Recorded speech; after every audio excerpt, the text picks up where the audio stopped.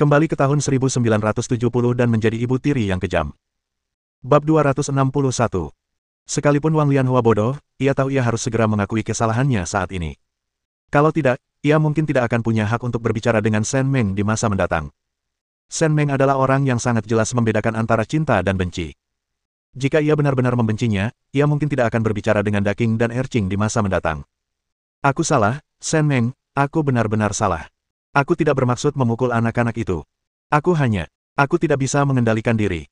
Aku tidak akan pernah memukul anak-anak itu lagi. Dengan si Feng di sini, aku pasti akan memperlakukan anak-anak itu dengan baik mulai sekarang. Aku akan benar-benar memperlakukan mereka dengan baik.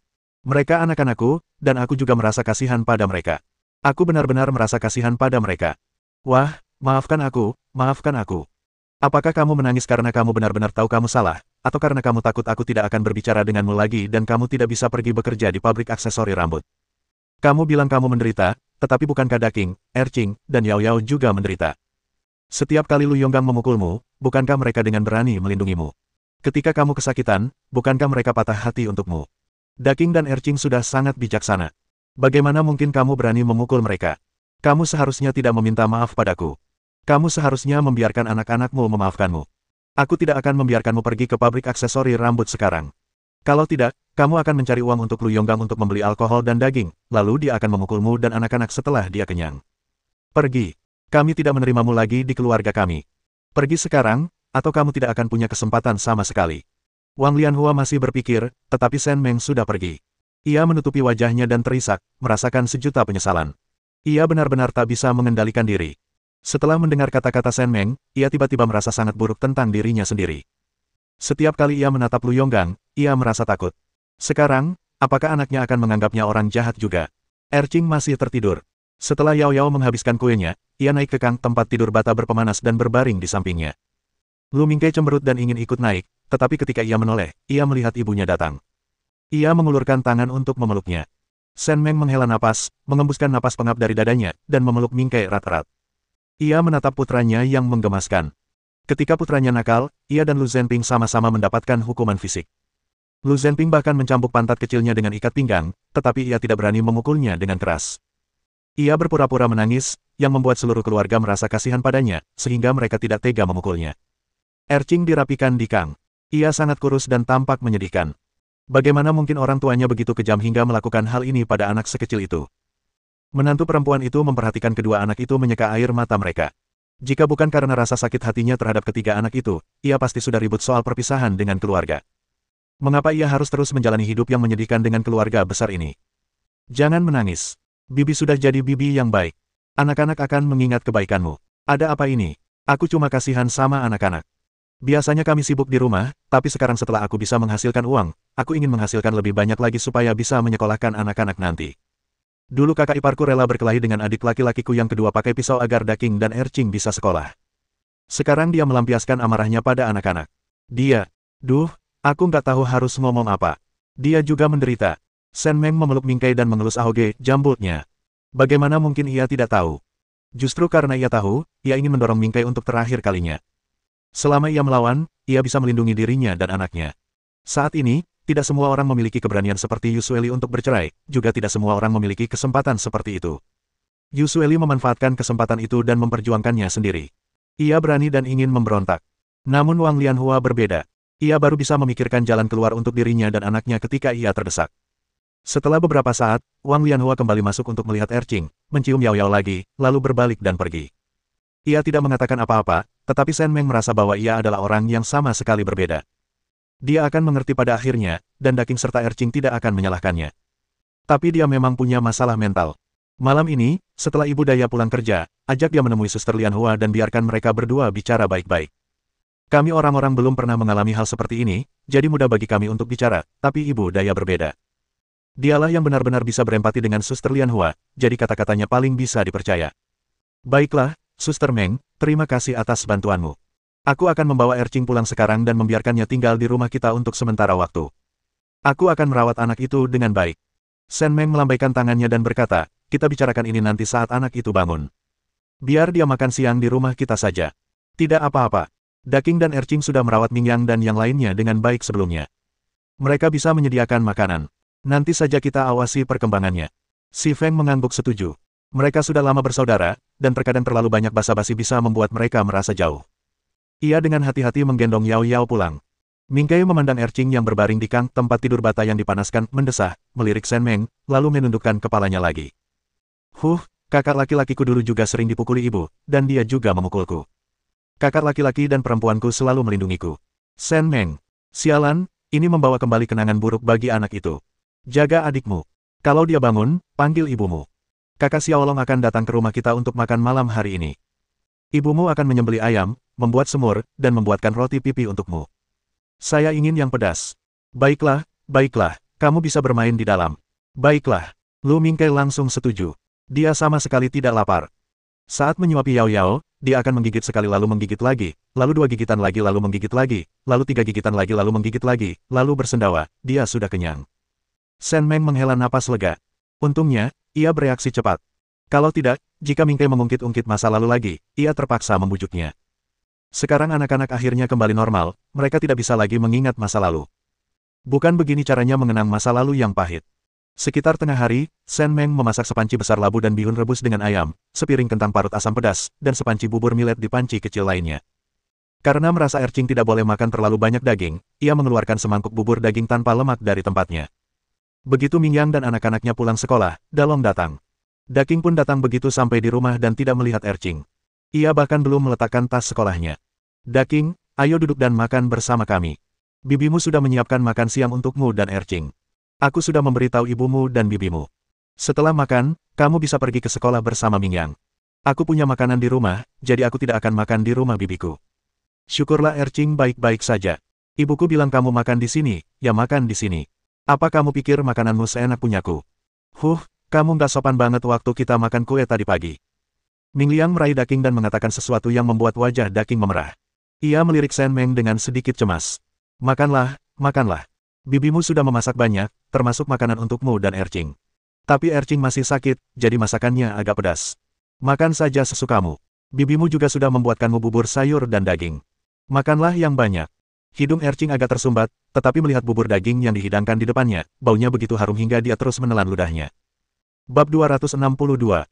Saat makanan yang panas dan harum itu memasuki mulut mereka, mata Daking dan Erqing langsung berkaca-kaca. Mereka belum pernah merasakan hidangan selezat ini sebelumnya. Menatap semua orang di meja, kedua anak itu dipenuhi rasa iri. Mingyang mengambil sepotong besar ayam dan menaruhnya di mangkuk Daking. Kamu lihat apa? Kira-kira kamu bisa makan sampai kenyang enggak ya? Cepat makan. Terima kasih. Ketika Ming Liang melihat saudaranya menaruh makanan di piring Daking, dia juga menaruh sepotong di piring Erqing dan menaruhnya di mangkuknya. Kalau kamu tidak batuk, makan ini saja. Makan lebih banyak, kamu harus makan sampai kenyang supaya cepat sembuh. Shen Meng memandangi anak-anak di meja makan. Ia sangat puas dengan penampilan anak-anaknya. Mereka tahu bagaimana cara merawat orang lain, dan kata-kata serta tindakan mereka tidak menyinggung perasaan. Ming Fang melihat Daking sedang makan ayam, lalu mengambil panekuk dari keranjang roti kukus dan meletakkannya di tangannya. Kak Daking, makanlah. Pancake buatan ibuku enak sekali, dan wanginya harum sekali. Bagus. Xiaolong tidak berkata apa-apa, tetapi ia membantu mengambilkan roti kukus untuk siapapun yang sudah selesai makan, dan dengan cepat menyendok semangkuk bubur millet untuk siapapun yang sudah menghabiskannya. Setelah tinggal di rumah Lu Jiaseng selama beberapa waktu, ia menjadi lebih peduli. Xiaolong, aku sedang berpikir untuk memanfaatkan waktu liburku untuk pulang besok. Mau ikut denganku? Aku tidak bisa kembali. Perabotan untuk pernikahan pamanku belum jadi. Aku juga ingin membuat 2 kursi sendiri. Guruku bilang keterampilanku perlu ditingkatkan dan aku harus belajar dengan giat. Baiklah, kedua desa itu dekat kok. Kapanpun kamu mau pulang, bilang saja ke majikanmu. Aku sudah menyimpan sesuatu yang lezat untukmu di dapur. Makanlah sebelum kamu pulang. Xiaolong langsung berseru, hei. Bibinya sangat baik padanya. Setengah jam setelah makan siang, Shen Meng memberi Erqing obat. Bibi, rumahmu bagus sekali. Anak bodoh, minum obatmu. Bibimu sudah bicara dengan ibumu. Dia tidak akan pernah marah lagi dan akan merawat Erqing dengan baik. Setelah kamu sembuh, kamu, kakakmu, dan Yao Yao akan bisa hidup bahagia bersama. Erqing tidak berbicara, menundukkan kepala sambil memegang cangkir teh. Setelah hening cukup lama, ia mengangkat kepalanya lagi. Dengan mata agak memerah, dia berkata, baiklah. Shen Meng merasakan sedikit kesedihan. Daking dan Erqing adalah anak-anak yang bijaksana yang tahu bahwa ibu mereka sedang mengalami masa sulit dan bahwa Zongrong sedang dijadikan sasaran tinju. Zongrong juga sangat sedih, tetapi ia tetap sangat menyayangi ibunya. Itulah sifat manusia. Keesokan harinya, Shen Meng membawa Ming Kei ke Senjiaji. Seseorang telah membocorkan berita tersebut, dan kepala desa serta sekretaris partai sudah menunggu di pintu sejak pagi. Kamerat Shen sudah kembali. Begini, biasanya aku sangat sibuk, sampai-sampai sulit bertemu denganmu. Masuklah dan mari kita bicara, semuanya sudah siap. Mendengar kata-kata kepala desa, Shen Fugui mendongak ke kusen pintunya sendiri untuk memastikan bahwa itu memang rumahnya. Ia mengira kepala desa sedang menjamu tamu di markas brigade. Sekelompok orang hendak memasuki rumah ketika sekretaris partai dengan cepat menghentikan mereka. Xiao Meng, akhirnya kamu kembali berkunjung, jadi habiskan waktu berkualitas bersama orang tuamu dulu. Kepala desa dan aku akan kembali sekarang. Kita akan makan siang di bengkel. Mereka sudah menyiapkan makanan di sana. Apa yang sedang kamu lakukan? Baiklah, sekretaris partai, saya pulang dulu. Kita bicara lagi nanti. Kepala desa ingin mengucapkan beberapa patah kata lagi, tetapi sekretaris partai menggenggam tangannya erat-erat. Setelah semua orang memasuki halaman, ia menepis tangan sekretaris partai. Apa yang kau lakukan? Shen Meng akhirnya kembali berkunjung, kita perlu mengobrol dengannya sesegera mungkin, dan juga memperluas serta memperkuat bengkel kita. Saat ini, kita hanya menjual beberapa kue kering di kota kabupaten dan koperasi pasokan dan pemasaran komune, yang sama sekali berbeda dari yang kita harapkan. Lihat saja desa Lujia, mereka sudah menerima pesanan dari luar negeri. Kita harus bergegas dan mencoba mendapatkannya juga. Kenapa kau menghentikanku? Hei Lao Wu, kenapa terburu-buru? Dia sudah hampir setengah bulan tidak pulang. Akhirnya dia bisa bertemu orang tua dan kerabatnya, jadi pasti ada beberapa hal pribadi yang ingin dia bicarakan.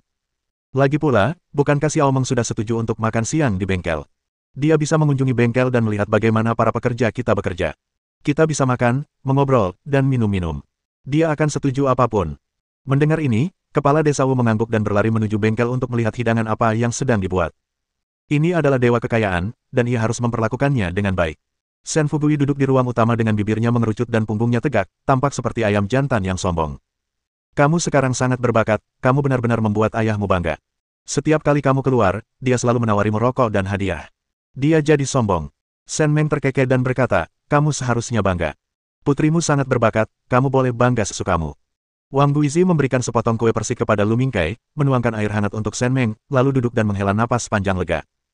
Hei, kakak laki-lakimu yang tertua, kakak laki-lakimu yang kedua, dan kakak iparmu semuanya sekarang bekerja di bengkel makanan. Mereka sudah digaji, dan keadaan keluarga semakin membaik. Aku hanya berharap adikmu bisa segera menikah, supaya aku bisa bersantai. Benar sekali. Sekarang Xiao Bin sudah menikah, kami telah menyelesaikan misi kami dan tinggal menunggu untuk menggendong cucu kami. Shen Meng mengerutkan kening dan berkata, kakak ipar keduaku sedang hamil besar, kenapa dia masih mau bekerja di bengkel? Tidak, mulai besok, tidak, sore ini, dia tidak boleh pergi. Biarkan dia di rumah dan istirahat yang cukup.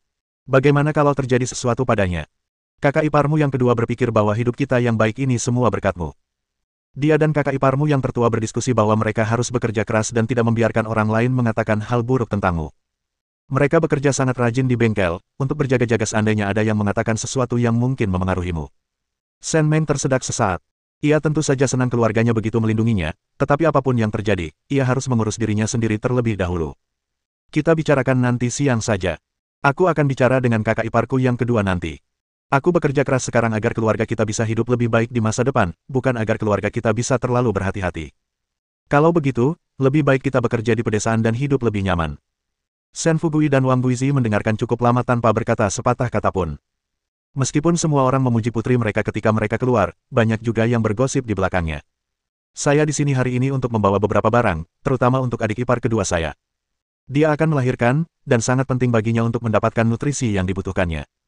Saya sudah berbicara dengan dokter Cheng di Departemen Kebidanan dan Ginekologi Rumah Sakit Daerah, dan dia sudah memesan tempat tidur untuknya.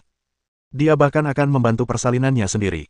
Inilah yang dokter Cheng minta saya bawakan untuknya, suplemen kalsium, suplemen zat besi, suplemen vitamin.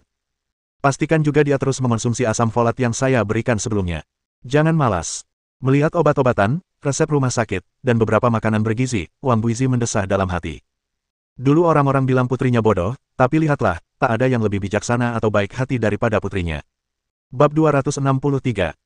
Tepat setelah matahari tengah hari terbenam, Shen Yutian bergegas pulang, mengobrol dengan Shen Meng sebentar, dan kemudian bergegas membawa keluarganya ke bengkel untuk menyiapkan makan siang. Ada sekelompok orang yang menunggu adik perempuan saya di sana. Saya sudah bilang untuk tidak terburu-buru, tapi percuma saja. Mereka tidak mau mendengarkan. Kepala desa dan sekretaris partai sudah berdiri di sana. Mereka bilang untuk meminta bantuan, jadi kami terpaksa meminta bantuan. Ya, nggak apa-apa. Ngomong-ngomong, Ini sudah jam makan siang dan aku lapar. Makanannya gratis, jadi ayo kita makan semuanya. Biar kita nggak repot-repot masak di rumah. Shen Yutian menghela napas. Bagaimana mungkin daging dan sayuran gratis terasa begitu lezat? Katanya dia akan mentraktir adiknya makan malam, tapi dia hanya ingin adiknya mengerjakan pekerjaan rumah. Bengkel makanan tersebut dialihfungsikan menjadi kantin besar desa, tetapi kantin di Senjiaji agak kecil. Sebagian besar penduduk desa datang ke sini karena kelaparan, sehingga tidak dapat dibandingkan dengan desa-desa lain. Meskipun tempatnya tidak besar, kebersihannya luar biasa. Para pekerja perempuan mengenakan pakaian kerja dan topi, sementara mereka yang berada di dekat kompor mengenakan masker katun. Mereka semua sangat profesional. Di gubuk kecil di sebelahnya, terdapat meja panjang berisi 10 piring makanan, termasuk ikan, ayam, daging, dan telur. Sebotol anggur putih juga tersedia di kursi utama. Ketika kepala desa Wu melihat Shen Meng, ia sangat antusias. Ia dan sekretaris partai mengundangnya ke tempat duduk utama. Hehehe, tidak mudah bagi Xiao Meng untuk datang sejauh ini. Sungguh suatu kehormatan bagi bengkel kami. Ayo, kamu duduk di kursi utama, akan lebih mudah bagi kami untuk melaporkan hasil kerja kami. Kepala desa benar. Ini pertama kalinya kami mendirikan bengkel. Meskipun kami berafiliasi dengan pabrik pengolahan makanan dan sudah ada orang yang datang untuk memeriksanya, kami tetap tidak yakin. Shen Meng tidak mengatakan apa-apa, membiarkan mereka mendorongnya ke meja utama. Setelah dia menetap di sana, mereka juga memanggil Shen Fugui dan Wang Guizi, serta Shen Shoutian dan Shen Yutian, dan sisanya adalah orang-orang terhormat di desa. Begitu percakapan dimulai, mereka mulai membicarakan masa lalu. Singkatnya, mereka ingin Shen Meng lebih memikirkan desa, karena di sanalah ia dilahirkan dan dibesarkan, dan ia seharusnya tidak hanya menghargai keluarga suaminya, tetapi juga keluarganya sendiri. Shen Meng terkekeh dan fokus makan, sesekali menyeka mulut Mingkai. Sekretaris partai adalah orang yang cerdas. Ia tahu betul apa yang terjadi di desa Lujia dan Komune. Kepala desa tidak berniat buruk. Ia hanya terlalu cemas. Desa itu dulunya terlalu miskin, dan kini setelah penduduk desa akhirnya memiliki kesempatan untuk menghasilkan uang, ia ingin semua orang di desa menjalani kehidupan yang lebih baik, dan idealnya, semua orang dapat menabung agar anak-anak mereka dapat bersekolah. Setelah beberapa putaran minum, Shen Meng menegaskan pendiriannya tanpa mengucapkan sepatah kata pun. Ia bukan orang yang mudah terpengaruh oleh emosi dangkal seperti itu. Jika ia ingin menyelesaikan sesuatu, ia harus menunjukkan sikapnya. Xiao Meng, jangan pedulikan dia. Pak Tua Wu terlalu cemas. Desa kami mampu membangun bengkel dan menghasilkan uang, dan banyak orang berterima kasih padamu. Sungguh, nenek moyang kami semua adalah pengungsi dari seluruh negeri, jadi kami paling tahu seperti apa kemiskinan itu, dan kami tahu betapa langkanya kebaikanmu. Kami mengagumimu 100 kali lipat. Sungguh, kau hanya pernah melihat desa kami. Jumlah anak-anak dari desa kami yang bersekolah di sekolah dasar komune adalah yang terendah. Kepala desa mengkhawatirkan anak-anak di desa. Sekretaris, seandainya Anda mengatakannya lebih awal, ini akan jauh lebih mudah dibahas. Jika saya tidak peduli dengan desa, apakah saya akan bertindak sebagai perantara bagi desa kita? Ada begitu banyak desa di komune Xiangyang, mengapa mereka memilih desa kita? Bukankah karena mereka ingin desa kita makmur? Apa itu makanan? Itu barang konsumsi. Produk-produk yang dibuat di bengkel kami paling laku di koperasi pemasok dan pemasaran kabupaten dan kota. Meskipun bengkel ini baru berdiri sekitar 10 hari, ia sudah menghasilkan cukup banyak uang. Setelah mendengar kata-katanya, kepala desa Wu menjadi sedikit tenang. Mereka memang menghasilkan banyak, tapi masih jauh lebih sedikit daripada yang mereka hasilkan di desa Lujia. Shen Meng mengambil gelas air di sampingnya dan menyesapnya. Ia baru saja mengangkat kakinya dan sudah berpikir untuk pergi. Bagaimana mungkin? Tidak ada orang bodoh. Bahkan jika Anda memasarkan produk Anda sendiri, Anda harus memiliki kemampuan untuk benar-benar membuatnya. Kepala desa, sekretaris partai, izinkan saya bertanya, jika bengkel kecil kami menerima pesanan besar sekarang, bisakah Anda menanganinya? Apakah Anda memiliki cukup biji-bijian dan bahan baku? Apakah Anda memiliki cukup pekerja yang berkualifikasi? Perkataan Shen Meng membuat semua orang di meja makan terdiam. Kepala desa dan sekretaris partai membuka mulut, tetapi tidak tahu harus berkata apa. Biji-bijian dan bahan pembantu yang dikirim oleh pabrik makanan selalu dalam jumlah tetap. Kue-kue dan produk lainnya juga baru dikirim setelah pembukuan diperiksa berulang kali. Jika ada pesanan besar, akan sulit untuk memproduksinya. Seorang reporter datang dari ibu kota provinsi beberapa hari yang lalu untuk wawancara. Saya sudah mempromosikan bengkel Senjiaji kami. Reporter itu berjanji akan memperkenalkan bengkel makanan kami di surat kabar. Saya juga meninggalkan nomor telepon perusahaan Bas. Jika ada yang menelepon, bengkel kami pasti sudah ada pesanan. Namun, kepala desa, kita harus siap menangani pesanan besar yang akan segera datang. Jadi, semua orang perlu bekerja sama agar bengkel ini berjalan dengan baik. Kepala desa dan sekretaris, ingatlah untuk mengajukan beberapa materi saat bertemu dengan wakil manajer pabrik makanan nanti. Kong Hui, ingatlah ini. Kepala desa dan Ji sangat gembira mendengar hal ini. Mereka masih berjuang untuk memperluas dan memperkuat bengkel mereka, tetapi mereka tidak pernah menyangka bahwa Shen Meng telah merekomendasikan Shen Jiaji kepada para wartawan di ibu kota provinsi tanpa sepengetahuan mereka. Baiklah, Xiao Meng, aku salah paham. Paman minta maaf dan minuman ini adalah caraku untuk menebus kesalahanku. Kepala desa Wu menghabiskan air itu dalam satu tegukan, dan Shen Meng juga berdiri, memegang cangkir air dan memberi isyarat kepadanya, tanpa menunjukkan ekspresi apapun. Saat ini, saya berpikir bahwa adik ipar kedua saya sedang hamil tua, jadi mungkin dia tidak bisa bekerja di bengkel lagi. Setelah melahirkan, saya masih ingin dia bekerja di pabrik aksesori rambut. Mereka tidak bisa hidup tanpa orang-orang saya di sana, kalau tidak, saya akan benar-benar buta. Jika ada yang mencoba melawan saya tidak tahu bagaimana menghadapinya. Tentu saja, saya yakin tidak akan ada orang seperti itu di bengkel kami. Kakak laki-laki tertua dan kakak ipar saya bisa bekerja dengan tekun di bengkel. Saya tidak peduli dengan hal lain.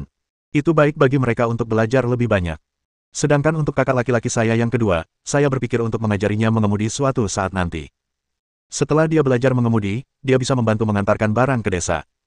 Ketika bengkel kami menghasilkan uang, kita perlu membeli traktor dan becak, bukan?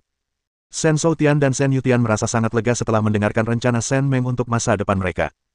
Mereka tahu bahwa adik perempuan mereka tidak akan meninggalkan mereka, dan bahkan jika mereka harus mengerjakan tugas, ia akan memilihkan yang terbaik untuk mereka. Bukan apa-apa, bukan apa-apa. Selama bengkel kita berjalan lancar dan desa juga berjalan lancar, Shoutian dan Yutian boleh melakukan apapun yang mereka mau di bengkel. Xiao Mei sudah bekerja cukup lama, dan sebentar lagi dia akan melahirkan.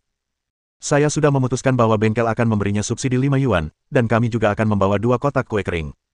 Kami akan mengunjunginya setelah dia melahirkan, lalu membiarkannya beristirahat dan memulihkan diri di rumah. Bab 264. Menghasilkan uang memang sangat berpengaruh. Begitu kepala desa Wu membuka mulut, ia memberi Su Xiaomei subsidi sebesar 5 yuan. Hal ini membuat ekspresi semua orang di ruangan itu berubah. Setelah kepala desa Wu selesai berbicara, ia mengamati ekspresi semua orang dan akhirnya menatap wajah Shen Meng. Melihat senyum di bibir Shen Meng, ia merasa lega. Sekretaris partai di sebelahnya menyikutnya. Ia mengerutkan bibir, karena habis minum, lalu melontarkan sesuatu. Namun kemudian ia teringat bagaimana keluarga Shen membesarkan gadis sehebat itu, dan bagaimana resep rahasia kue kering dan camilan pedas yang dibuat di bengkel itu berada di tangan Lu Qinlan dan Shen Yutian. Jika ia memperlakukan keluarga Shen dengan buruk, bukankah itu akan menghancurkan mata pencaharian semua orang? Pelajaran dari masa lalu masih bisa dipetik. Begitu banyak lelucon yang dibuat sebelum Shen Meng bersedia mengambil alih lagi. Mereka harus selalu waspada.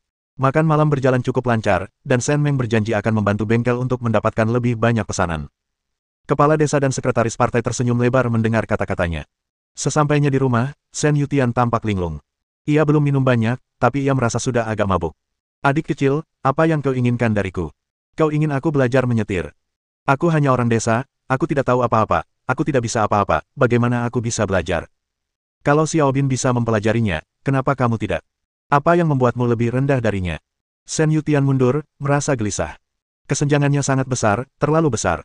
Ia sudah dewasa, seorang ayah, bagaimana mungkin ia bisa dibandingkan dengan pemuda seperti Xiao Bin?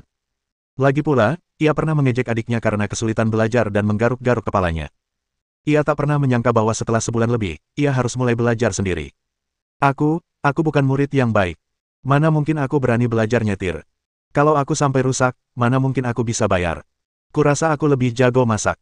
Ayah, dengarkan saja apapun yang dikatakan adikmu, jangan membantah. Su Xiaomei tidak pergi bekerja di bengkel pada sore hari. Mendengar suaminya mengatakan hal seperti itu, ia pun menceritakannya dengan sedikit kesal. Baguslah kamu bisa memasak sekarang, tapi bisakah kamu memasak seumur hidupmu? Lagi pula, siapa di desa ini yang tidak bisa memasak? Apa kamu pikir pekerjaanmu tak tergantikan? Ini hanya bengkel desa, bukan pekerjaan tetap. Setelah kamu mendapatkan SIM itu milikmu, dan tidak ada yang bisa merebutnya darimu. Setelah mendapatkan SIM, kamu tidak hanya bisa berkendara ke kota kabupaten untuk mengantarkan kue ke bengkel, tetapi kamu juga bisa bergabung dengan tim transportasi di masa mendatang. Gunakan otakmu dan pikirkan baik-baik, benarkah? Shen Yutian terdiam cukup lama, tampak tenggelam dalam pikirannya. Wang Guizi menggebrak meja dan berkata, apa? Adikmu sudah susah payah membuka jalan untukmu, dan kau malah mengeluh. Kau baru makan mie instan selama 2 hari dan sudah lupa rasa bakpao kacang hitam. Ibu, bukannya aku mengeluh. Kalau bukan karena bantuan adik perempuanku, bagaimana mungkin kami bisa tinggal di rumah sebagus ini dan punya sepeda? Dan sekarang setelah kami bisa mendapatkan gaji, aku hanya khawatir aku tidak akan bisa melakukannya dengan baik. Aku selalu pusing setiap kali membaca buku. Bagaimana aku bisa belajar mengemudi? Kalau orang lain bisa, kenapa kamu tidak? Xiao Bin bilang nyetir itu mudah dipelajari. Tinggal injak gas, mobilnya beres. Kamu tinggal kendalikan setirnya. Kalau kamu bisa belajar nyetir, kamu bakal jadi orang kedua di desa kita yang bisa nyetir. Bayangkan betapa kerennya itu. Dasar bodoh, kalau bukan karena ayahmu sudah terlalu tua, aku pasti mau belajar sendiri. Sen Fugui merasa marah melihat kondisi putranya yang menyedihkan. Putrinya begitu perhatian pada keluarganya, dan bajingan ini malah mencari-cari alasan. Bukankah ini menyakiti perasaan putrinya? Aku akan belajar, oke. Tapi kalau aku tidak bisa mempelajarinya, kamu tidak bisa menyalahkanku karena bodoh atau tidak pandai. Sen Meng tahu bahwa dia bukannya tidak ingin belajar, tetapi takut kehilangan muka dan mempermalukan dirinya sendiri. Namun, melihat bahwa dia telah setuju, dia segera mengganti topik pembicaraan. Kakak ipar kedua, aku sudah bilang ke ibu kalau kamu harus pergi ke rumah sakit kabupaten untuk mempersiapkan persalinan nanti. Aku dengar di radio di perusahaan bas kalau bulan depan akan hujan deras. Ayo kita ke rumah sakit lebih awal. Ada seorang perempuan dari desa kita yang bekerja di rumah sakit dan dia akan membantuku merawatmu. Aku akan mendengarkanmu, adikku. Aku benar-benar membuatmu khawatir selama kehamilan ini. Ini keponakanku sendiri. Kalian harus makan makanan yang kubawakan hari ini. Ini akan memudahkan persalinanmu nanti. Kakak ipar kedua, tolong bantu aku mengawasi pabrik bunga rambut di masa depan. Su Xiaomei tersenyum lembut, kita semua keluarga, tidak perlu formalitas. Keluarga kami akhirnya berhasil melewati masa sulit ini. Saya menantikan pernikahan Xiaobin bulan depan, dan akhirnya saya bisa menikmati hidup. Melihat putri, putra, dan menantu mereka, semuanya begitu penuh kasih sayang di rumah, Wang Guizi dan Sen Fugui saling bertukar pandang, hati mereka dipenuhi kebahagiaan. Keesokan harinya, ketika Sen Meng tiba di perusahaan bas, ia merasa semua orang bertingkah aneh. Mereka menatapnya dari atas ke bawah seolah-olah ia melihat hantu. Ia bahkan tidak melirik mereka dan langsung menuju mejanya. Fu Meili, yang biasanya baru tiba di kantor pukul 10 pagi, datang ke kantor lebih awal hari ini. Ia memegang koran dan berjalan mantap menuju Sen Meng. Sen Meng langsung mengerti mengapa rekan-rekannya tampak seperti melihat hantu. Sen Meng, kamu hebat. Aku tak menyangka kamu diam-diam membantu daerah kita menghasilkan devisa sebanyak ini. Sungguh keajaiban. Semua orang membicarakannya sekarang, dan perusahaan bas kita juga terkenal. Semua orang yang membaca koran ini tahu bahwa perusahaan bas kita punya orang yang cakap yang membantu daerah kita menghasilkan devisa. Hahaha, kamu sangat mengesankan, sangat mengesankan. Sen Meng dengan tenang menerima pujian Fu Meili, tersenyum saat dia menunggu Fu Meili selesai sebelum berbicara. Tidak sebaik yang Anda katakan. Semua itu kebetulan. Tapi selama laporan ini bermanfaat bagi perusahaan bas kami, saya dengan senang hati akan mempromosikan organisasi kami. Fu Meili menunjuk Sen Meng dengan koran di tangan, melihat sekeliling pada orang-orang di kantor, dan sangat bersemangat. Lihatlah kesadaran kamerat Sen Meng. Kita semua harus belajar darinya. Saya selalu berpesan agar kalian bersatu, bersahabat, dan saling membantu. Kehormatan bersama di atas segalanya. Kamerat Sen Meng benar-benar menghayati kata-kata saya. Saya sarankan kita semua tinggal sedikit lebih lama setelah pulang kerja hari ini dan mengadakan pertemuan agar kamerat Sen Meng dapat berbagi kisah heroiknya dan kita semua dapat belajar darinya. Direktur Fu benar, kita semua harus belajar darinya. Baiklah, semuanya, mari kita beri tepuk tangan dan dengarkan baik-baik pidato kamerat Sen Meng. Kamerat Sen Meng, aku tahu kau bukan orang biasa sejak hari pertama kau tiba. Aku agak pemalu dan tidak berani terlalu dekat denganmu, itu semua salahku.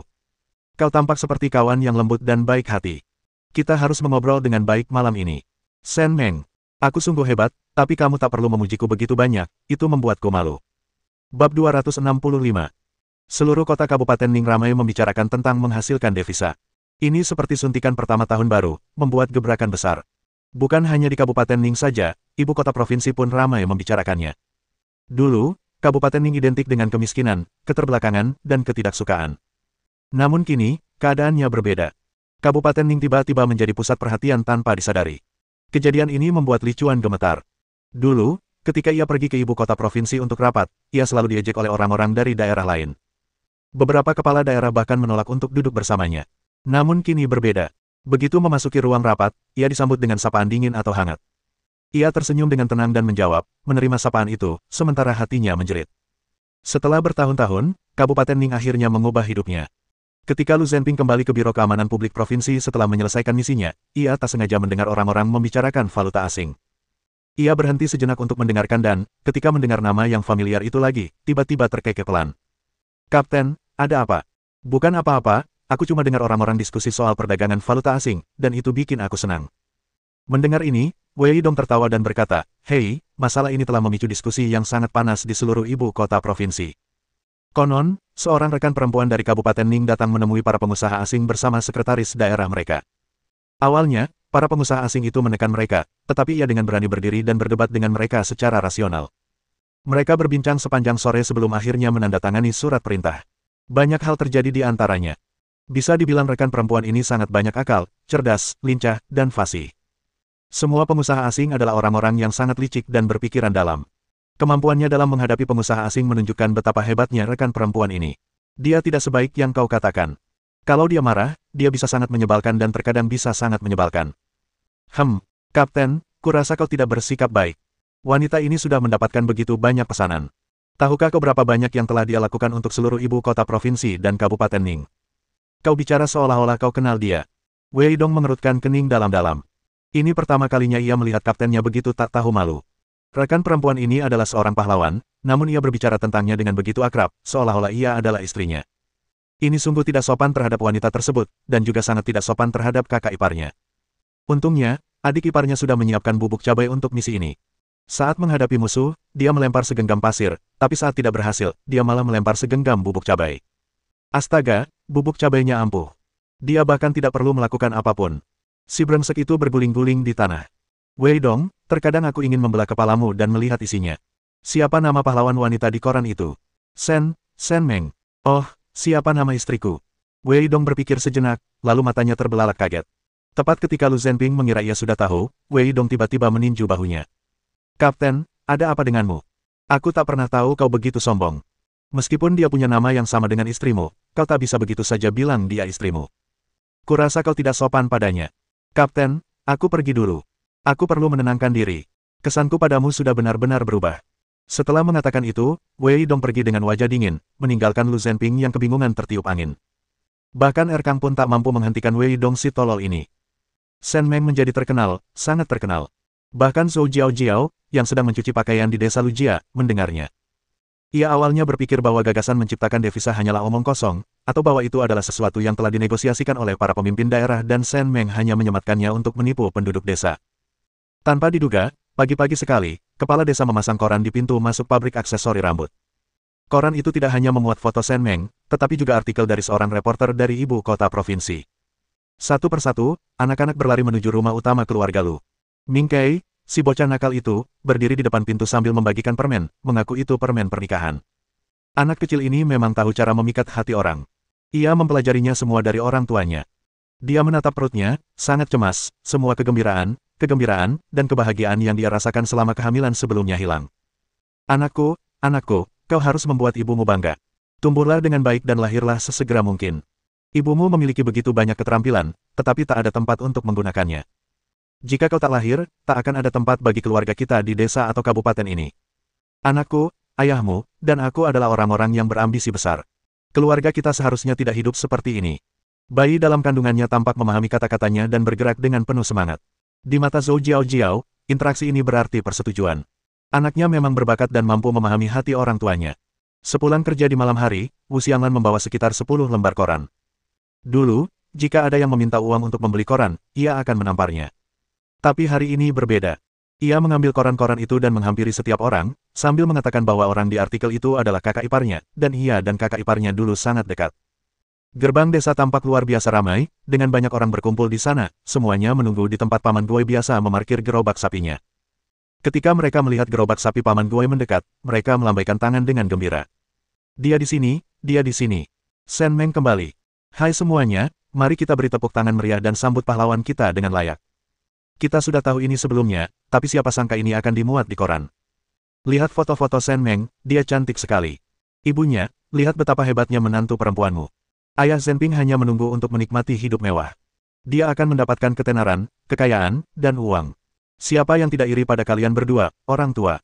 Kakak ipar Sanjin punya reputasi baik di desa selama bertahun-tahun, jadi wajar saja kalau dia bisa menikahi menantu perempuan seperti Xiao Meng. Jika aku punya menantu seperti itu, aku akan menyayanginya seperti harta yang sangat berharga. Liu Sanjin berdiri di tengah kerumunan dengan senyum penuh kekaguman, menerima pujian semua orang.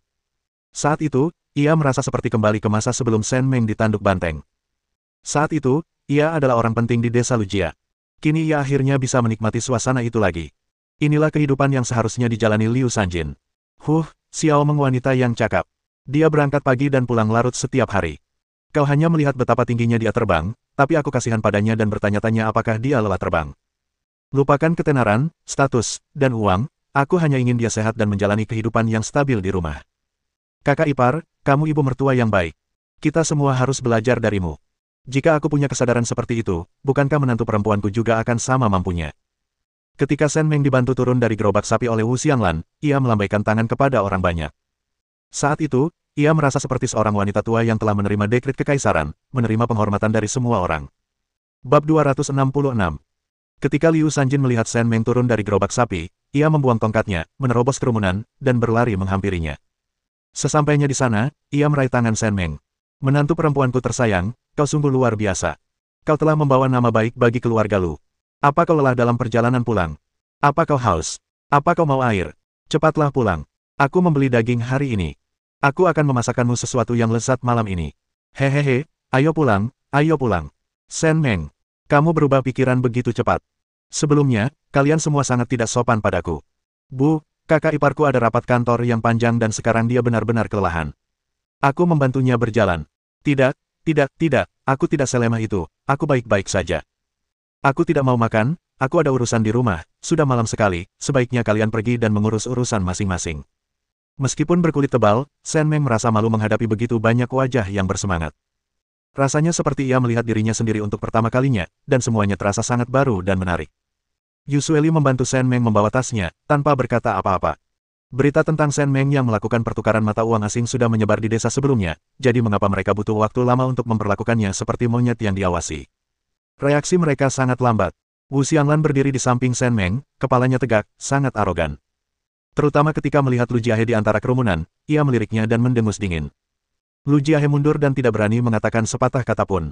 Orang-orang yang hadir semuanya adalah wanita-wanita tua yang cerewet dari desa. Sebelum Liu Sanjin sempat berkata apa-apa, ia hampir didorong keluar oleh mereka. Xiao Meng, kami hanya mendengar bahwa kamu telah melakukan perbuatan baik, perbuatan yang luar biasa, tetapi kami tidak pernah menyangka hal itu akan dimuat di koran. Tentu saja, lihat betapa indahnya foto-foto di koran. Shanghai bahkan menyebut-nyebut komune Xiangyang dan desa Lujia kami. Desa kami cukup terkenal. Sejak Xiao Meng menikah dengan keluarga ini, aku tahu dia bukan orang biasa. Lihat, aku tidak salah. Aku selalu punya pertimbangan yang baik dan tidak pernah melakukan hal-hal yang dangkal. Zhen Ping sungguh beruntung. Sayang sekali keluarga Xiao Meng hanya punya satu anak perempuan. Kalau dia punya adik perempuan, pintunya pasti sudah dirusak oleh para mak comblang. Xiao Meng bukan hanya istri yang baik, tapi juga ibu yang baik. Menurutku Mingyang dan Mingliang sama-sama berpendidikan tinggi. Cucu perempuanku cantik dan pintar. Kenapa kita tidak menikahkan anak-anak kita? Mingyang atau Mingliang, keduanya boleh saja. Kita tidak pilih-pilih. Apa? Kamu sama sekali tidak pilih-pilih. Cucu perempuanmu sehitam telur hitam, dan dia masih ingin menjadi istri Mingyang dan Mingliang. Mimpi saja, tapi cucuku yang kecil itu pintar. Dia sekelas dengan Ming Fang, dan dia selalu membicarakan Ming Fang. Sekilas saja sudah ketahuan kalau hatinya ada di Ming Fang. 10 tahun lagi, mereka bisa menikah. Bagaimana menurutmu, Xiao Meng? Kapan kamu akan menyuruh seseorang datang dan menentukan tanggalnya? Mata Shen Meng membelalak tak percaya. Ia mengira seseorang akan memohon agar ia mendapatkan pekerjaan di pabrik aksesori rambut, dan ia juga mengira seseorang akan meminta bantuannya. Namun, ia tak pernah menyangka seseorang akan mengincar beberapa anak kecil. Pernikahan yang diatur macam apa ini? Itu sampah feodal. Anak-anaknya masih sangat kecil. Bagaimana mungkin mereka membicarakan pertunangan? Bibi-bibi, kalian tidak boleh bicara omong kosong. Anak-anak Mingyang masih sangat kecil. Kalian tidak boleh membahas hal-hal seperti itu. Bukankah itu akan memberi contoh yang buruk bagi anak-anak? Nah, Xianglan, ada beberapa koran di sini. Kalian bisa saling melihat. Aku hanya ingin pulang. Aku sudah bekerja seharian dan kelelahan. Sir Lei, kalian harus membantuku pulang cepat. Aku perlu berbaring dan beristirahat agar merasa lebih baik. Oke, aku bantu kamu. Ayo cepat pulang. Mingkai menunggumu di pintu setiap hari sepulang kerja. Dia pasti khawatir kalau kamu telat. Shen Meng dan Yu Sueli hendak berjalan maju, saling mendukung, ketika Liu Sanjin menarik pakaian Shen Meng. Xiao Meng, ingat pesanku. Datanglah untuk makan malam nanti. Aku khusus membeli rou, sejenis obat herbal, dan akan membuatkanmu sesuatu yang lezat. Kamu harus datang malam ini. Lihat betapa kurusnya kamu. Aku harus memastikan kamu mendapatkan nutrisi yang baik. Bu, aku nggak mau pulang untuk makan malam. Kalau ibu kangen, bawakan saja semangkuk. Aku capek banget dan harus pulang dan istirahat. Melihat penolakan Shen Meng, Liu Sanjin mengumpat dalam hati. Masalah ini sudah menjadi berita utama dan kini menjadi perbincangan. Namun, karena ada banyak orang di sini, ia tidak bisa berkata apa-apa. Ia hanya mengangguk dan mengucapkan beberapa patah kata simpati. Yang lain memperhatikan Shen Meng dan Yu Sueli terus berjalan maju dan ingin mengikuti, tetapi Wu Xianglan mengulurkan tangannya untuk menghentikan mereka. Ia baru saja dicubit oleh Yu Sueli, jadi ia bertindak cerdas untuk sekali ini. Hei, hei, hei, jangan mengejar adik iparku. Kalian semua pernah melihatnya. Mengelilinginya seperti ini akan membuatnya takut. Kalau ada pertanyaan, tanyakan saja padaku. Hubunganku dengan adik iparku juga baik-baik saja. Aku tidak tahu apa-apa tentangnya. Dia yang paling menyayangiku. Apa kalian tidak lihat? Akulah yang pergi bekerja di kota kabupaten bersamanya. Dia selalu memikirkanku setiap ada hal baik. Aku membeli banyak koran di sini. Kalau kalian ingin membacanya, kalian boleh mengambilnya, tapi koran-koran itu pinjaman, jadi kalian harus mengembalikannya. Shen Meng dan Yu Sueli berlari sampai ke pintu Xie Jinghao. Mereka menoleh ke belakang dengan rasa takut yang masih tersisa, lalu menghela napas lega ketika melihat tidak ada yang mengejar mereka. Ya ampun, orang tua itu beda banget. Nggak cuma banyak ngomong, mereka juga berani-beraninya menyentuhmu. Lihat tanganmu, lecet semua. Mendengar kata-katanya, Shen Meng dengan canggung mengusap tangannya ke pakaiannya. Sebaiknya kau bawa gadis kecil itu pulang secepatnya. Pastikan pintu dan jendela terkunci malam ini. Juga, pergilah ke rumah tetanggamu dan beritahu mereka, kirimkan beberapa barang, dan minta mereka mengawasi agar bajingan itu tidak membuat masalah lagi. Yu Sueli menghela napas. Sejak ia membawa Daya dan Xiaoya ke kota kabupaten, Laizi membawa Daisy untuk menemuinya hari itu juga. Tentu saja, mereka tidak punya alasan untuk menjadi sepasang kekasih. Ia menendang Daisy 2 kali, membuatnya melolong keras di pintu, berharap bisa melunakkan hatinya dan membuatnya keluar untuk melihat anak-anak. Ia yakin Yu Sueli tidak tega melihat anak-anak menderita. Ia bisa merawat kedua gadis itu dengan baik, jadi putranya pasti akan semakin kasihan pada mereka. Tanpa diduga, dia tetap menutup pintu gerbang halaman dengan rapat, dan tinggal di dalam bersama kedua pembantunya, menikmati kehidupan mewah tanpa pernah keluar untuk melihat. Yu Sueli sudah menyerah pada Daisy, tapi dia tetap darah dagingnya sendiri. Bagaimana mungkin dia tidak merasakan apa-apa saat mendengar tangisan anaknya yang begitu memilukan di luar sana? Kalau bicara soal berhati lembut, Daya adalah yang pertama. Mendengar adiknya menangis, ia patah hati, tetapi karena bijaksana, ia tidak berkata lembut kepada Yu Sueli. Bahkan dengan air mata di matanya, ia tetap makan beberapa suap lagi. Ini adalah kebiasaan kecil yang ia kembangkan saat berada di rumah Laizi, dan ia hanya melakukannya saat gugup. Daisy menggertakkan giginya dan tidak menangis, tetapi melihat ibu dan saudara perempuannya tidak pernah benar-benar terbuka, dan semakin sering dirundung di desa, ia menjadi semakin kesal seiring bertambahnya usia. Kemudian, ketika Laizi menariknya pergi, ia tidak mau pergi. Seorang anak tanpa ibu bisa dirundung oleh siapapun, dan ia menyimpan dendam terhadap orang tua dan kakek neneknya. Bab 267.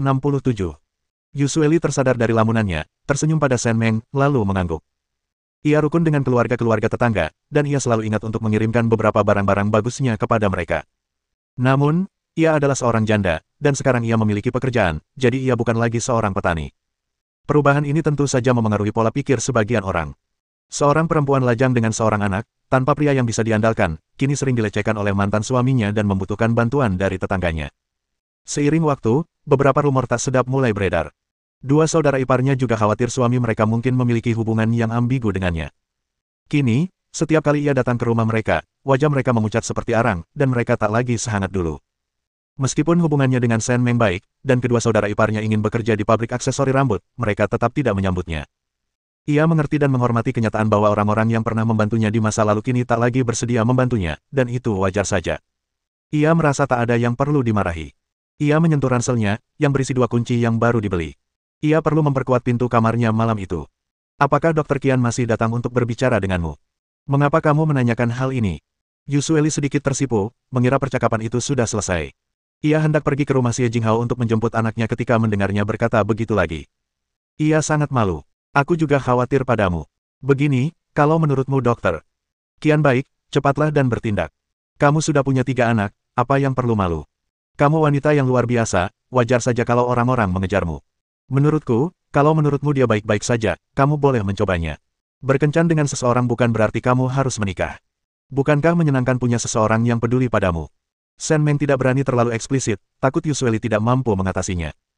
Wanita, ini hanya kencan, bukan berarti mereka harus bertanggung jawab, jadi mengapa itu salah? Reputasi Yu Sueli hancur karena seorang penderita kusta, sehingga ia terpaksa menikah. Pasangannya sebelumnya adalah seseorang yang ia temui melalui kencan buta. Ia belum pernah menjalin hubungan sebelumnya, jadi bagaimana ia bisa tahu rasanya dicintai dan disayangi? Ia merasa Dr. Qian cukup baik. Ia bahkan pernah menyempatkan diri mengunjungi halaman rumah Dr. Qian sebelumnya. Halamannya bagus, terang, dan luas. Hanya ada seorang wanita tua yang energi di sana. Ia juga memiliki hubungan baik dengan para tetangga. Ia mendengar bahwa orang-orang akan datang untuk melamar dari waktu ke waktu, tetapi wanita tua itu selalu menolaknya. Shen Meng mengetahui hal itu setelah bertanya bahwa wanita tua itu pernah bersekolah di sekolah khusus perempuan saat dia masih muda dan merupakan orang yang sudah menganut paham kebarat-baratan yang mengatakan bahwa cinta dan pernikahan seharusnya diputuskan oleh anak-anak dan dia tidak akan ikut campur. Shen Meng berpikir jika Yusueli menikahi wanita tua yang begitu progresif, dia mungkin benar-benar menemukan kebahagiaan. Aku masih berusaha mengenalnya. Setelah kau membicarakanku terakhir kali, kupikir aku bisa mencobanya.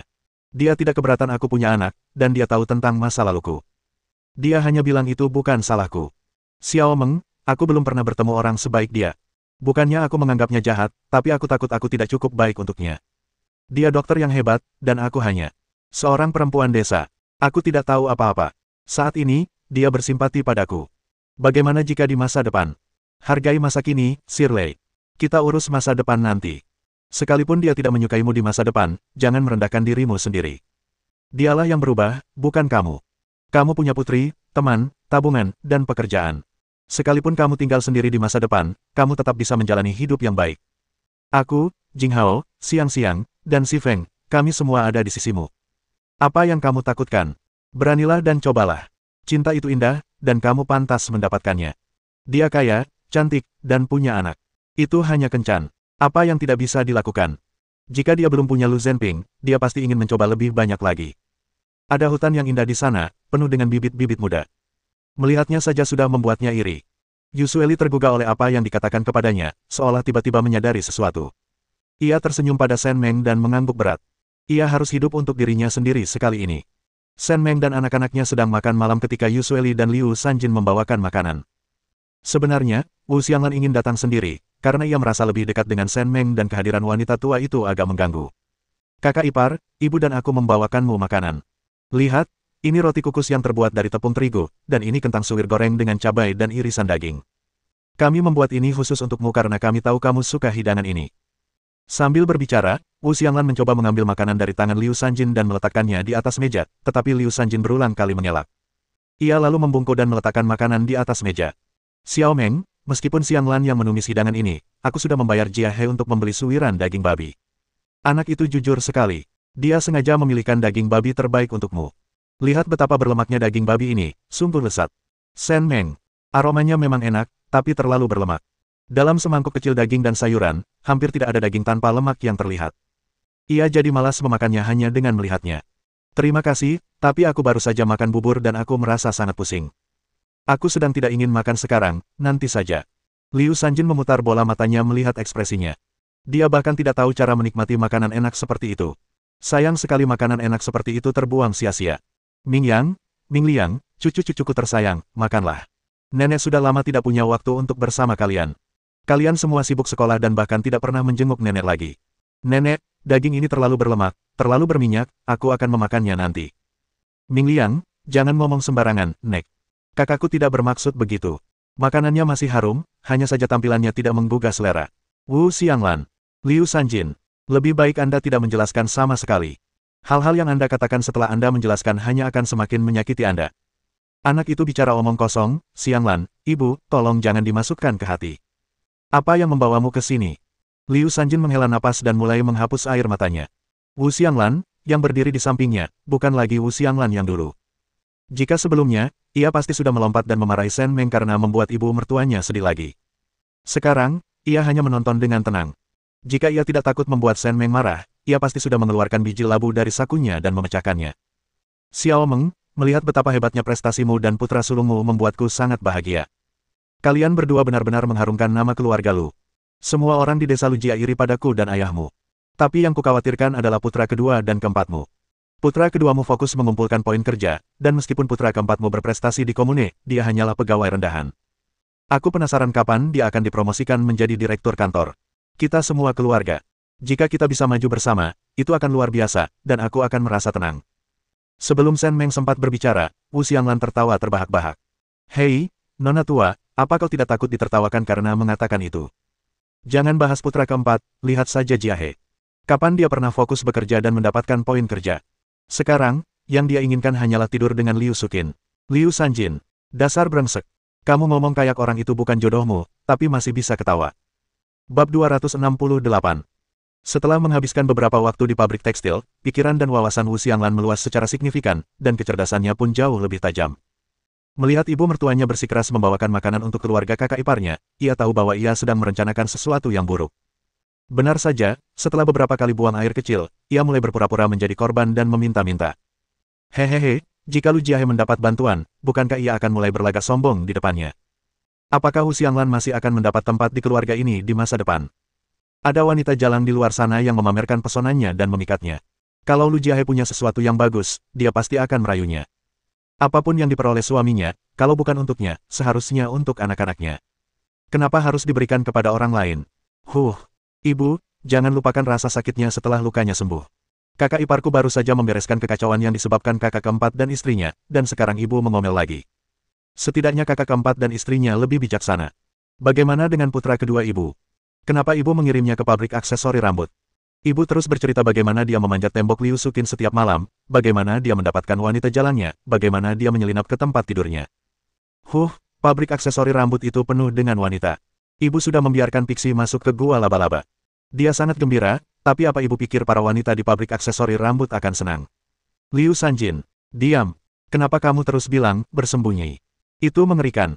Jangankan para wanita, bahkan para pria dan keluarga mereka pun tak mau bajingan seperti itu bekerja di pabrik aksesori rambut. Siapa yang bisa percaya padanya? Kakak iparku baru saja selesai membersihkan kekacauan untuk putra keempat dan istrinya, dan sekarang ia harus membersihkan kekacauan putra kedua. Mereka membersihkan sekali sehari, tetapi ia harus membungkuk setiap hari.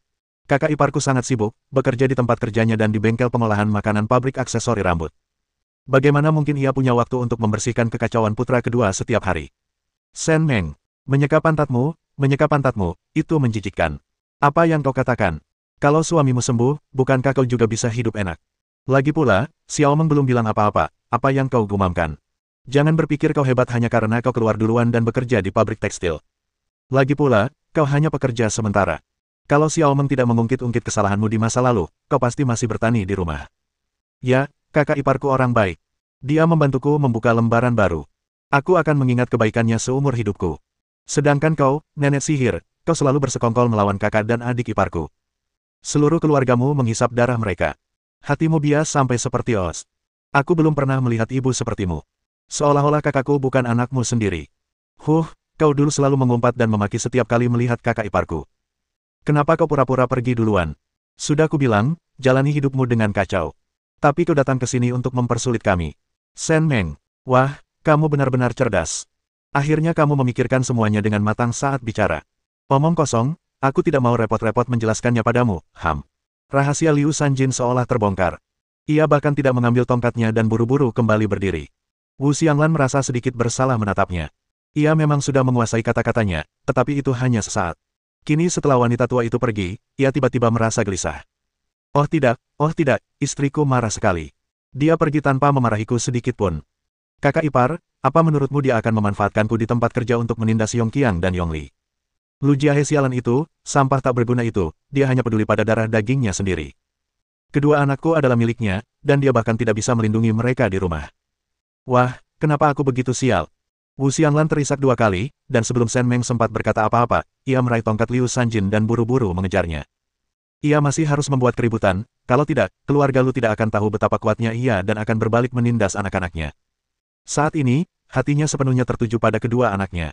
Jika ada yang berani menyentuh anak-anaknya, ia pasti akan melawan mereka sampai mati, tanpa ragu. Sen Meng menggelengkan kepala sambil memperhatikan sosoknya yang semakin menjauh.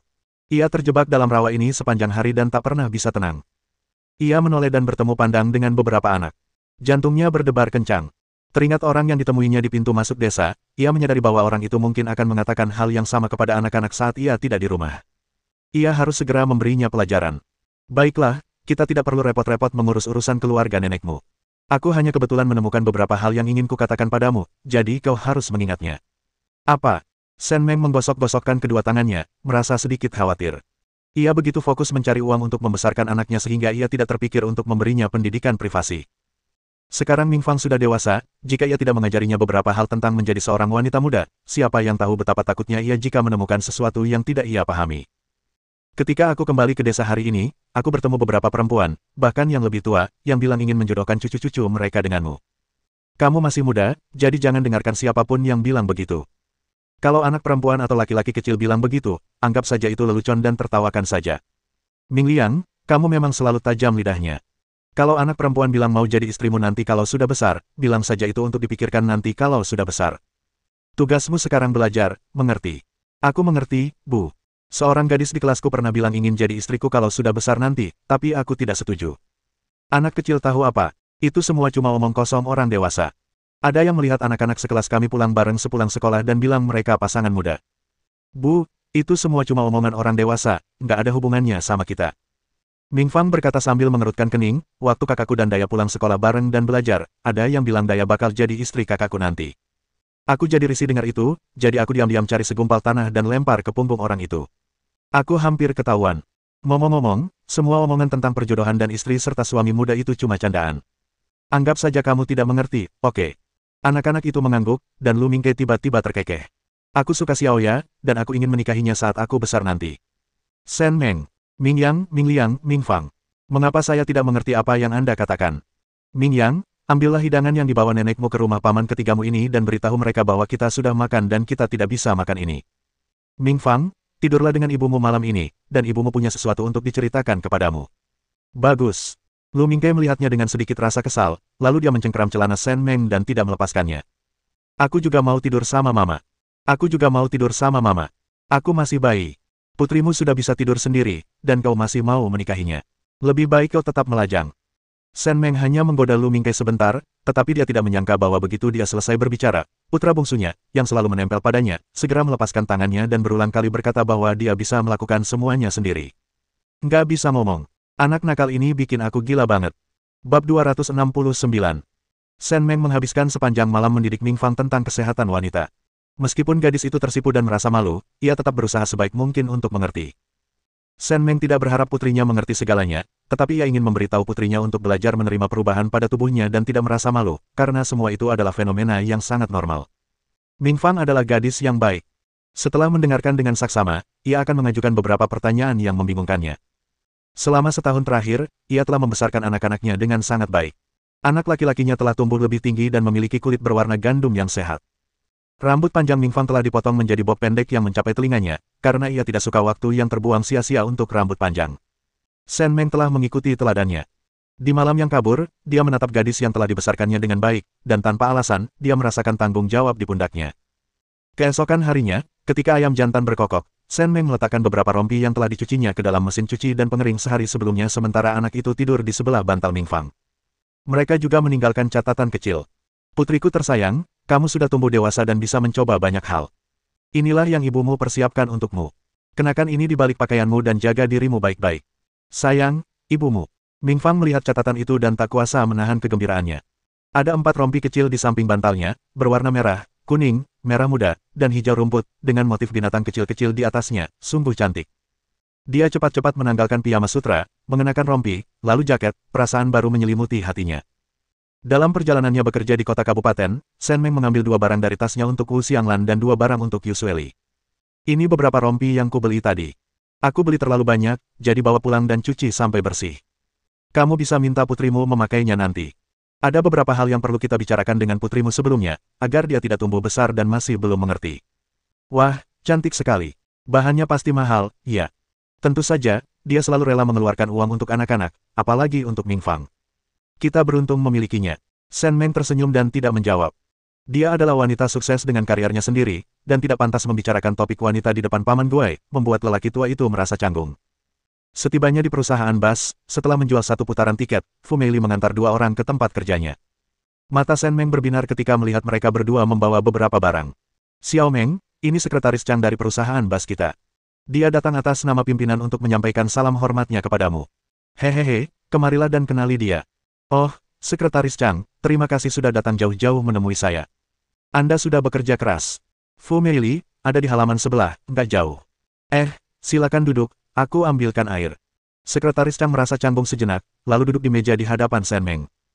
Akibatnya, seorang karyawan yang baru saja kembali dari toilet berbalik dan kembali ke toilet ketika melihat seseorang duduk di meja kerjanya. Kamerat Shen Meng, ini adalah hadiah dari atasan kami, yang dikirimkan perusahaan untuk Anda. Anda telah memberikan kontribusi yang sangat besar bagi daerah kita kali ini, dan nama perusahaan bus kita tercetak di surat kabar, sehingga orang-orang di seluruh provinsi dapat melihatnya.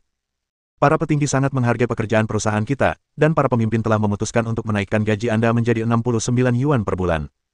Jika Anda memiliki prestasi heroik lainnya di masa mendatang, perusahaan kami akan menaikkan gaji Anda lagi, dan akan ada penghargaan lainnya juga. Ingatlah untuk membawa pulang hadiah-hadiah ini saat Anda pulang kerja malam ini. Selain itu, ini adalah bonus yang khusus diajukan oleh para pemimpin untuk Anda, dengan total 500 yuan. Silakan ambil. Aduh, Sekretaris Chang, maafkan saya. Saya hanya melakukan apa yang seharusnya dilakukan seorang karyawan. Bagaimana mungkin saya menerima bonus sebesar itu? Saya merasa sangat bersalah. Fu Meili meletakkan mangkuk di depan mereka berdua. Ia tidak percaya sepatah kata pun yang diucapkan Shen Meng. Jika mereka belum saling kenal sebelumnya, ia pasti akan berpikir bahwa kata-kata Shen Meng yang rendah hati itu menunjukkan bahwa ia merasa dirinya tidak cukup baik. Namun sekarang, jelas bahwa ia hanya bersikap rendah hati dan membiarkan orang lain memujinya. Bagaimana mungkin kau malu, Kamerat Shen Meng?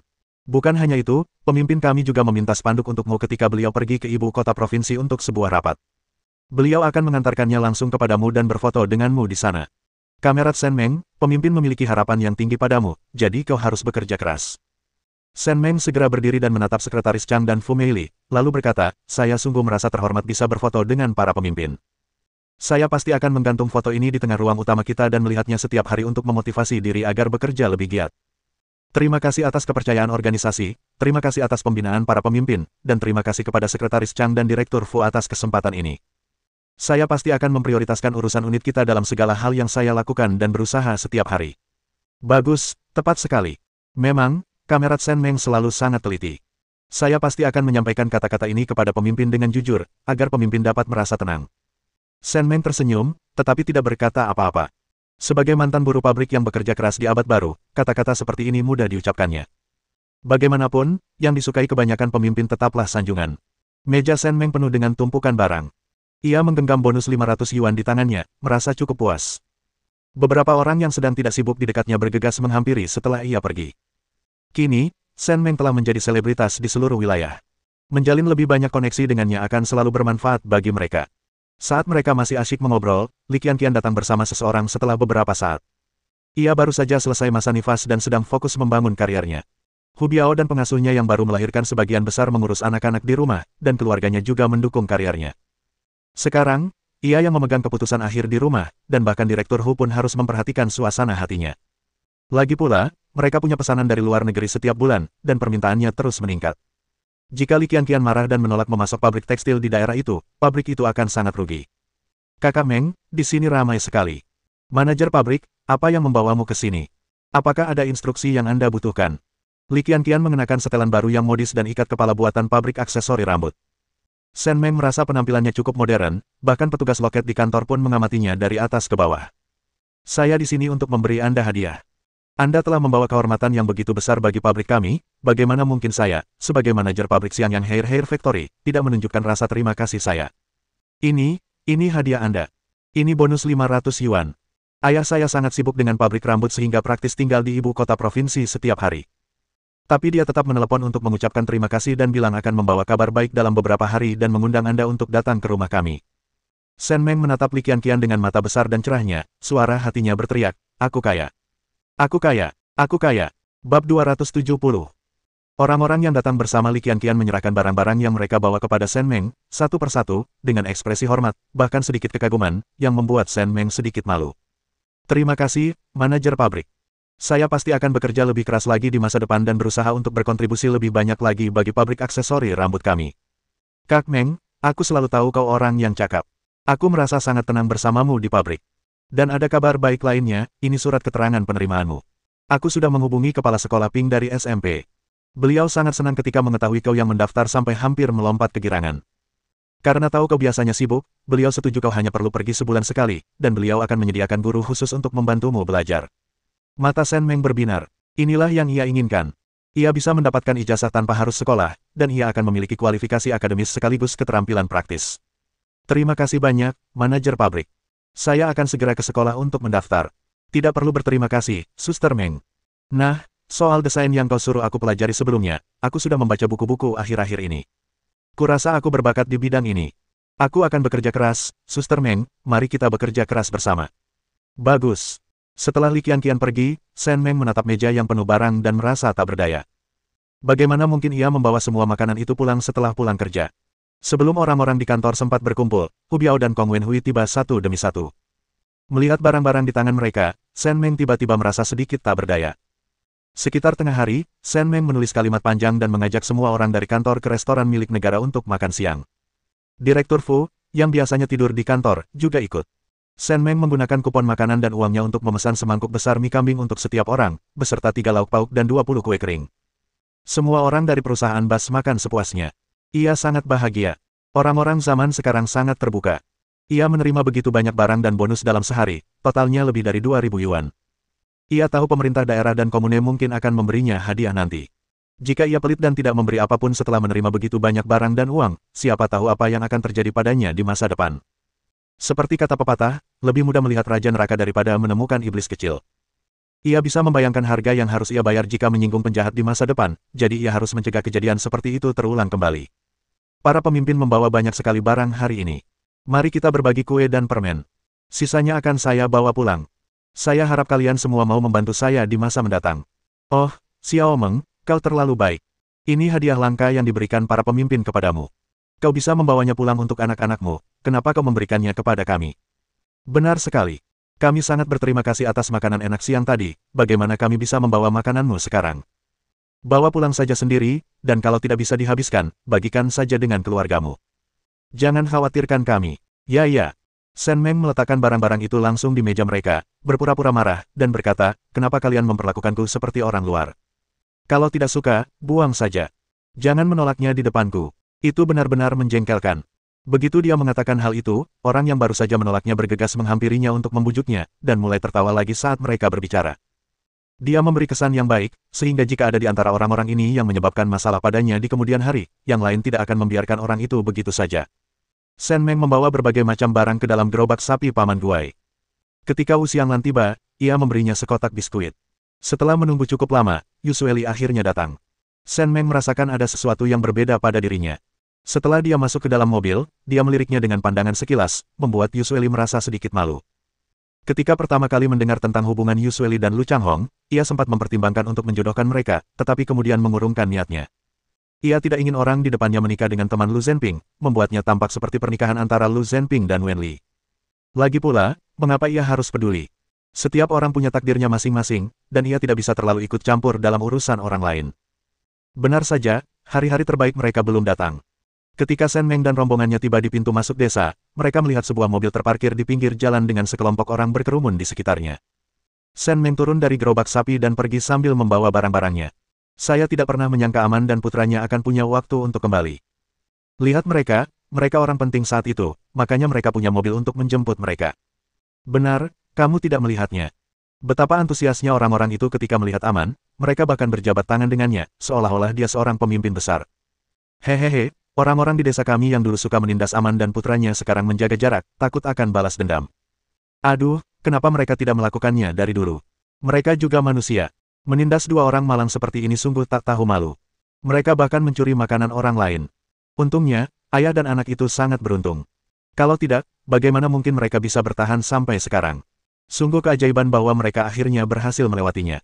Mereka yang telah menanggung kesulitan besar akan memiliki masa depan yang damai, lancar, dan sejahtera di hadapan mereka. Shen Meng mendengarkan tanpa berkata apa-apa. Dulu ada beberapa orang yang memarahi Aman dan yang lainnya, tetapi sekarang mereka malah memujinya. Ia mulai kesal dan mengabaikan Yusueli dan Wu Xianglan, lalu membawa pulang barang-barangnya sendiri. Setelah beberapa saat, ia mengeluarkan 2 set pakaian dari tempatnya. Untuk Aman, ia memberinya kemeja, celana hitam, dan sepatu kulit, serta mantel wol abu-abu. Untuk kakek Aman, ia memberinya setelan zongsan dan sepasang sepatu kain bersol karet. Ia membungkus pakaian-pakaian itu dengan kain bermotif bunga biru dan meletakkannya di atas meja. Ia telah berjanji untuk membuat pakaiannya sendiri, tetapi sekarang ia tidak bisa melakukannya. Namun, ia bisa membuat pangsitnya sendiri. Ia mengeluarkan beberapa potong daging perut babi berkualitas tinggi, kol, dan saun yang sudah direndam dari tempat penyimpanannya. Setelah menggiling isinya dengan penggiling daging, ia mencampurnya, lalu mengeluarkan beberapa lembar kulit pangsit untuk membungkus pangsit. Semuanya agak terburu-buru, dan sebagian besar sudah dipersiapkan. Ia mendesah dalam hati, merasa sedikit malu. Aman membawa kakeknya, diikuti 3 pemuda. Mata mereka dipenuhi rasa terima kasih saat menatap Shen Meng. Bibi, kakek dan aku datang untuk menjengukmu. Kami akan segera berangkat. Setelah menghabiskan begitu banyak waktu bersama, Shen Meng enggan berpisah dengan mereka berdua. Ia berbalik dan menyeka tepung dari wajahnya sebelum kembali menatap mereka. Bagi Aman dan kakeknya, penampilan ini berubah menjadi tangisannya karena tak sanggup berpisah dengan mereka. Bibi, aku akan menulis surat untukmu dan pamanku. Bagus, bagus, senangnya dia bisa kembali. Dia tidak perlu lagi menderita di pedesaan. Baru setelah kembali ke kota, dia bisa menjaga kesehatannya dengan baik. Shen Meng mengerutkan kening sejenak ketika melihat kakek dan cucunya masih mengenakan pakaian compang camping. Sebelum mereka sempat berkata apa-apa, ia langsung kembali ke dalam rumah. Aman sedikit gugup sejenak, mengira Shen Meng sedang marah. Tepat saat ia hendak mengikutinya, kakeknya menarik lengannya. Tunggu di luar, bersambung.